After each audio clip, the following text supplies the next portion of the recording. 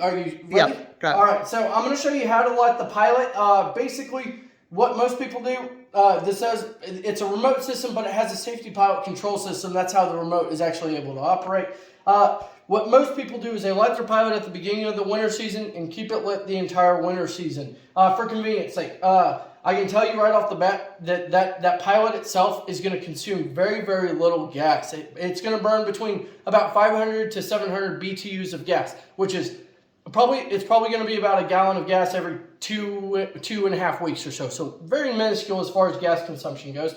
And for the sake of showing you how to light it, I went ahead and kept the Pilot light lit so I can show you exactly what you're going to be looking for. So if we come over here, we can see that right through this little slot underneath this front right log, you can see the glow of the Pilot back there.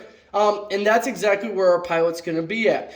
Now, for the sake of showing you exactly how to light it, I'm going to go ahead and shut it off. I will say it is fairly dark in here, so it's going to be hard to see that knob, the control knob that is. But we get instructions with pictures, and it's going to be just like this, except for inside your fireplace.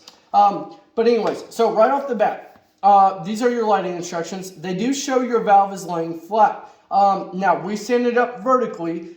So when you're looking at your instructions, the pictures that is, you'll turn it landscape style, and you'll see on the very top, there are slots, vents for the valve itself. And inside your fireplace, it's not too hard to see. You can actually see those vents are right on the top.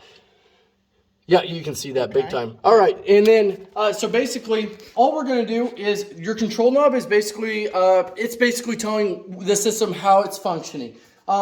We've got 3 different positions. We've got off, Pilot, and on.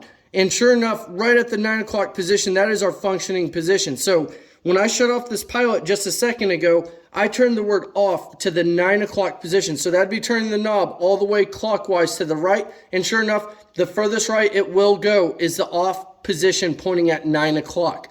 So just like in this picture, if we want to light the Pilot, first things first, we're going to grab our key and we're going to come over here, turn on the gas. You turn it all the way counterclockwise to the left, and that's how you actually turn it on. Let me see. I use my key to turn it on, and this key is being a little difficult.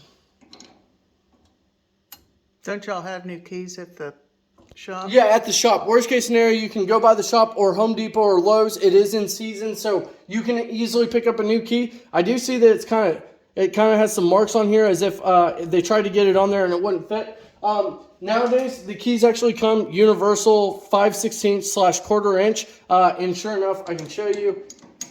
It slides right on there, and sure enough, I've got my gas key valve all the way open. So he needs a new key. Probably needs a new key because I think this is a smaller edition, and if the opening is actually slightly bigger. So I think this is a 1/4 inch edition, and this is actually 5/16 and 1/4 inch. The 1/4 inch is further back offset, and the actual outer dimensions are 5/16. Okay. And I think that's why this isn't really working on here. Yeah, and you don't want to try to force this on there because otherwise you can end up stripping this stem over here, and you don't want to do that. But anyways, I'll leave that right back up there. But step 1 is turning on the gas. Now I can assure you, it is impossible. If that Pilot's not lit, it is impossible for gas to flow out of this system. I always tell people it's like the stars have to be aligned in order for this thing to function.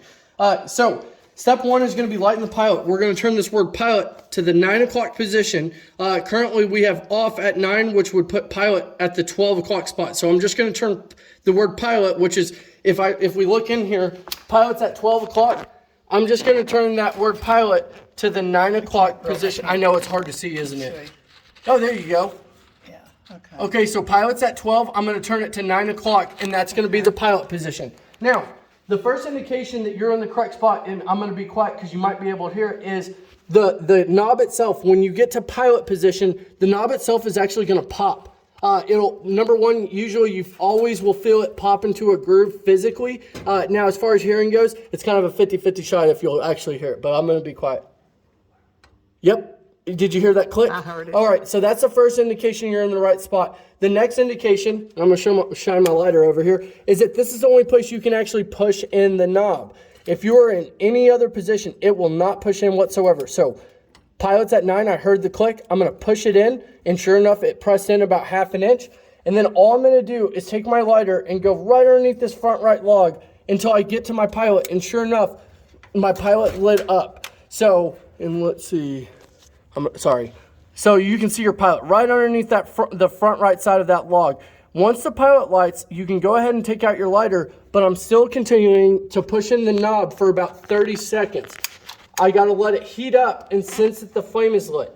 Now, if you let go of the knob and the pilot goes out, just repeat the process. Could be air in the line, it could be it just did not get hot enough to recognize that it was lit. The final step is gonna be, this is where we're at right now, and our pilot's still lit. We're going to turn the word on, which is currently at the 12 o'clock position, to the 9 o'clock position, just like in the second picture here. And once again, that'll be as far left as the knob will go. It will not turn any further counterclockwise to the left. So I'm just going to turn it to the left, and sure enough, I felt it stop and everything, and that is the final step. Now, if you just have the pilot light going, you do not have to have the damper open. It produces such a minuscule amount of exhaust that it's not going to cause you any harm. It's less than a stovetop. So you don't have to open up the damper when the pilot light is going. Now, when you're actually ready to turn on the system, make sure the damper is open. When you see this flat piece of the triangle pointing down, that means the damper is open. And when you push it to the right, that will actually close it. That being said, I was required by the manufacturer. You can see that it doesn't close all the way. I can't get the light. Oh, sorry. Yeah. Sorry. So this is technically the closed position. Now you can see that as soon as I let go, it kind of starts to swing open. And the reason for that is because I was required by the manufacturer to install this right here. It is a damper clamp, and like I said, I'm required by the manufacturer to install it. Its job is to keep that damper open 1/4 of an inch when it's shut, so if you ever forgot to open it, smoke can still escape without it all coming back in the house. You as a homeowner, you can absolutely take this off. Some people don't like cold air coming through here. I usually tell customers, if you have glass doors, I wouldn't mess with it. I'd leave the damper open and just use your glass doors almost as a way to open and close the chimney. That way you don't ever have to remember that. Speaking of which, glass doors do in fact have to be wide open while the fire is actually burning. Not the pilot, or if the logs are hot, you don't have to worry about that. But during actual operation, glass doors need to be open. Now, as far as the damper clamp goes, once again, it's a safety thing. However, you're more than welcome to take it off. But if you sell the house with the logs in there, this will have to be on to pass inspection. But anyways, that is on there. If you do decide to take it off, basically, this is how your damper is. It's a flat piece of metal. The bolt is sticking out the left side. All you have to do is barely loosen it up, and it's going to pop right off for you. Now, once again, don't throw it away, though, because you need it for inspection purposes if you ever do decide to sell your house. Now, I'm going to open up the damper. So now I've got that triangle, the flat piece of the triangle pointed in the downward position. And all we're going to do is use the remote to turn it on and off from here. So I'm going to hit on, and it's going to kick on for us. And there we go. Now, technically, there is a way to adjust the flame. You don't always have to run it on high. Initially, I always tell my customers, start it off on high for at least 5 minutes. Number one, the more volume moving through there, the faster that gas is going to ignite. But two, and this is more important on cold days, we want to heat that chimney up and get a good strong draft going up the chimney. Then after the 5 minutes, we can proceed to turn it down. You will need your key to actually turn it down, but all we're going to do is slightly turn it clockwise to the right, and that will actually drop the flame down. So we don't always have to run it on high. Obviously, that was way too low. You still want to be able to see the flames barely peeping up through above the front log, and that's just to make sure it's going to sustain the draft up the chimney. But don't forget, always start it off initially on high to get a good strong draft going. And then, like I said, from here on out, you just use the remote on, off. Now, if you do lose this handheld device, there is this little receiver box. This is your battery pack. That's how the whole thing operates. And if you ever lose your remote, you can manually flip the switch to the on position, and it's going to light it up for you. You can flip it to the off position. It'll shut it off. Now, once you find your remote, you need to put it back in the center. Otherwise, it will not recognize that you are using a remote. So I'm going to put it back in the center position. And then sure enough, it beeps whenever it receives a signal. So I'll hit on, and sure enough, it lit right up. Speaking of which, as far as maintenance is going to go, you have 4 AA batteries inside of this receiver box. These need to be replaced once a year. What's good practice is at the end of the season, you're not going to be using the fireplace anymore. Go ahead and pull those 4 AA batteries out. Either throw them away, get rid of them, however you like to. That way, the next year when it's time to light the thing up again, you're ready to use it. You're going to replace it with brand new batteries. And the reason for it is because we don't want those batteries corroding inside of this box. Oh, okay. I was going to ask about that. Yeah, this box is very expensive, and so if you can completely avoid any corrosion or anything just by replacing the batteries once a year. Now the box and taking them out at the end of the season. and taking them out at the end of the Yeah, season. yeah. This box right here is actually going to sit on the floor of the fireplace. I'm going to hide it right behind your door. To the point where you're not even going to be able to see it. Even if you replace this door with a new one, you can still drop it down in there because you're probably going to do an overlap. You can drop it down in there, and then that way it's out of sight, out of mind. It's also a little more protected because it's now being blocked by down underneath, so all the heat and everything is coming up through the middle and up top, whereas it's nice and cool down there. Okay. Another thing you'll notice is when you do turn the system off, it does take about 30 to 60 seconds for that residual gas to finish burning off. That's normal. It's just unspent gas in the burner system finishing the burn off process. There is also one A23 battery in your handheld device. Same thing, good practice. Pull out the battery when you're not using it, replace it with a new one. Let's see.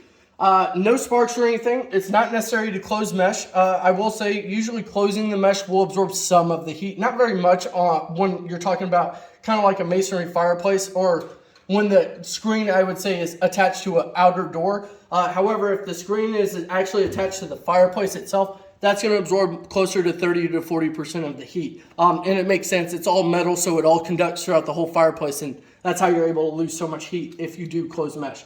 What else? Now, I've got screen doors on mine that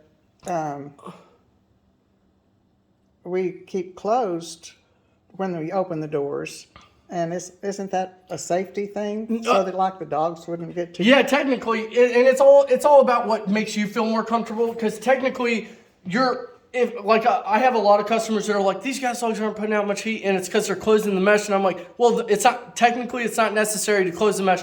If you have pets or something like that and they don't know better, then yeah, it makes sense. I completely understand that. Okay. But if you have mesh that's attached to a door, it's not going to absorb the heat like as if it was the mesh that came with the fireplace. Typically, almost every single fireplace, as long as it's one of these metal boxes, it almost always comes with curtain mesh attached to I it. guess maybe, I don't know, I'll have to go look. Yeah, if it's maybe they're pulled back. Yeah, if it's a curtain mesh and it's attached to the fireplace and you close it, it's absorbing about 30 to 40% of your heat. Okay. So you'll definitely get now. So he doesn't want to put these close these then. No, he He's probably got does concrete not. floor, and he says it. He needs the heat. in here. Yeah. So he probably more than likely does not actually want to close the mesh because when it's attached to the door, it still absorbs some of the heat. Not near as much as if it's actually attached to the fireplace. Another part of maintenance is going to be the embers, the stuff that will actually glow down at the bottom that looks like coal's going.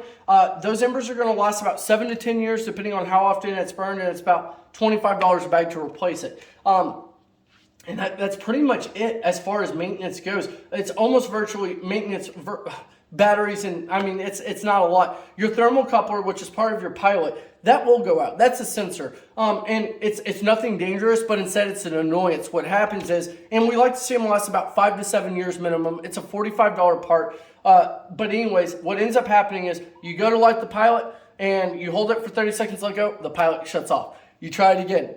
Maybe this time you're going to hold it for 50 seconds or 60 seconds.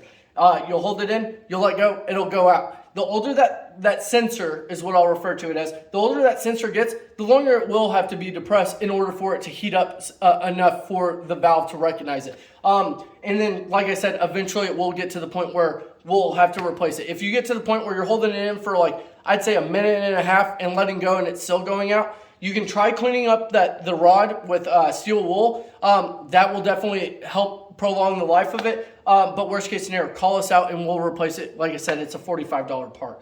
And it's a hit and miss on how long they last. I've gone to some houses where they last, they've had it for 12, 15 years and the pilots never had to be replaced. But it's the opposite. I've gone out to some customers' houses, they've had it for 2 or 3 years, and I'm already replacing the thermocoupler. There are a bunch of variables that affect that. I will say one of the biggest things is like some customers leave that pilot light lit year round, and that's going to wear it out twice as fast. So that makes perfect sense. But for the customers, like most people, just leave it lit for the winter season, shut it off when the winter season's over, and that will help prolong the life of the thermocouple. That makes sense. Yeah. Another thing is when you're done with it at the end of the season, you don't want to use it anymore. Don't get me wrong. There is an off function on your control knob, and if we turn that word off to the 9 o'clock position, it will shut off the entire system.